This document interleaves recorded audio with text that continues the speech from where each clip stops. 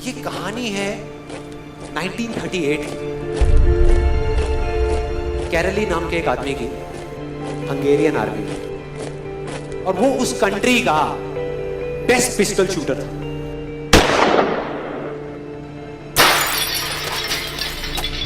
जितनी भी national championships हुई थी उस कंट्री में, उसको वो जीत चुका था। और सबको ऑलमोस्ट कंफर्म था कि 1940s में जो ओलंपिक्स होने वाले हैं उसमें गोल्ड मेडल कैरली को ही मिलेगा। और उसने सालों से ट्रेनिंग करी थी। उसका एक ही सपना था, एक ही फोकस था कि मुझे अपने इस हाथ को दुनिया का बेस्ट शूटिंग हैंड बनाना है, बेस्ट बनाना है, बेस्ट बनाना है। और वो कामयाब हो गया, उसने बना लिया बेस्ट शूटिंग हैंड। सिर्फ 2 साल का फर्क था। 1938 में एक आर्मी का ट्रेनिंग कैंप चल रहा था, क्योंकि वो आर्मी में था, तो एक एक्सीडेंट हो गया। उसके उसी हाथ में जिससे उसने गोल्ड मेडल जीतना था, उसमें एक हैंड ग्रेनेड फट गया और वो हाथ चला गया। जो उसका सपना था, जो फोकस था, सब खत्म।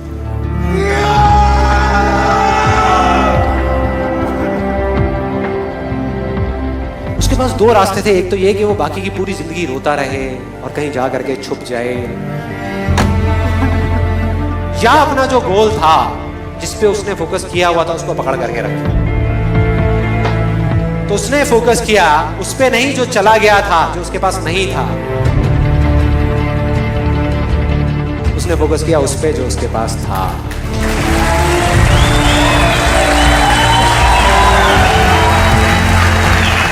जो उसके पास था, और क्या था उसके पास में? एक लेफ्ट हैंड, एक ऐसा हाथ जिससे वो लिख तक नहीं सकता था। 1 महीने तक उसका हॉस्पिटल में इलाज चला इस हाथ के लिए, और सही 1 महीने बाद अपनी ट्रेनिंग शुरू कर दी इस हाथ के लिए।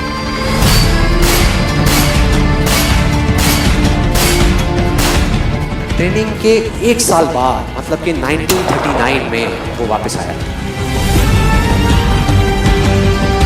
नेशनल चैंपियनशिप्स हो रही थी वहीं पे हंगरी में, और बाकी भी बहुत सारे पिस्टल शूटर्स थे वहां पे। उन्होंने जा करके उसको कांग्रेचुलेट किया, कहा कि यार देखो, ये होता है जज्बा, ये होती है स्पोर्ट्समैन स्पिरिट, कि इतना सब कुछ होने के बाद भी तुम यहां पर आए हो हमको देखने के लिए और हमारा हौसला बढ़ाने के लिए।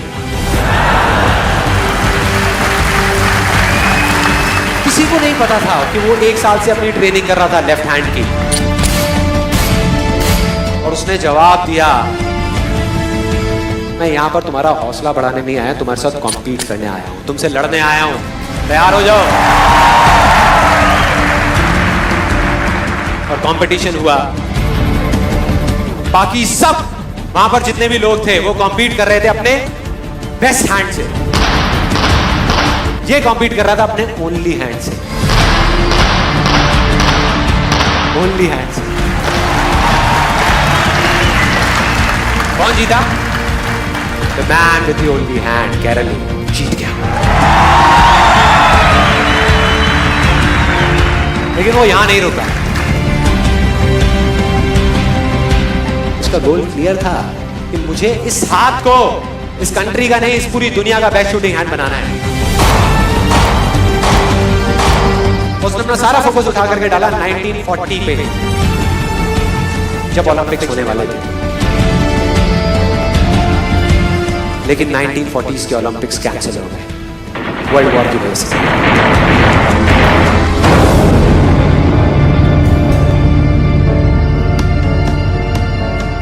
उसने अपना सारा फोकस उठा करके कहां डाल दिया? 1944 में जो ओलंपिक्स होने वाले थे उसके ऊपर।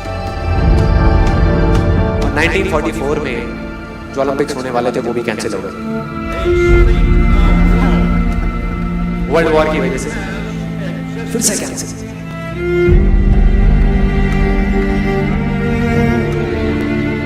उसने अपना सारा फोकस उठा करके डाल दिया 1948 के ओलंपिक्स में।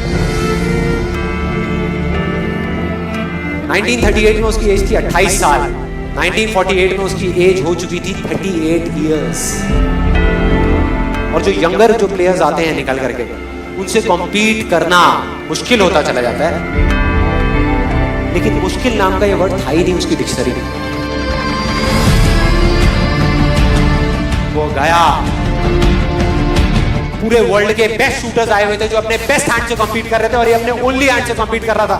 और कौन जीता? The man with the only hand.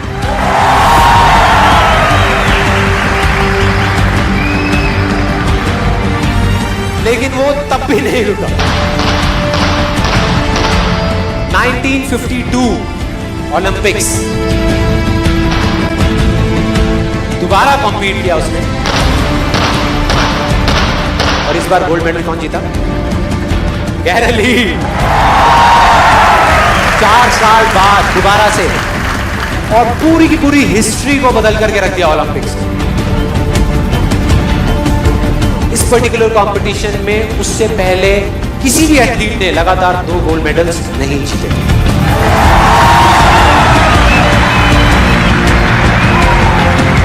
अब किसी भी लूजर के पास चले जाओ, उसके पास लिस्ट होगी बहानों की कि मैं इस वजह से फेल हुआ अपनी लाइफ में, इस वजह से मैं कुछ नहीं कर पाया। बहुत लंबी लिस्ट है।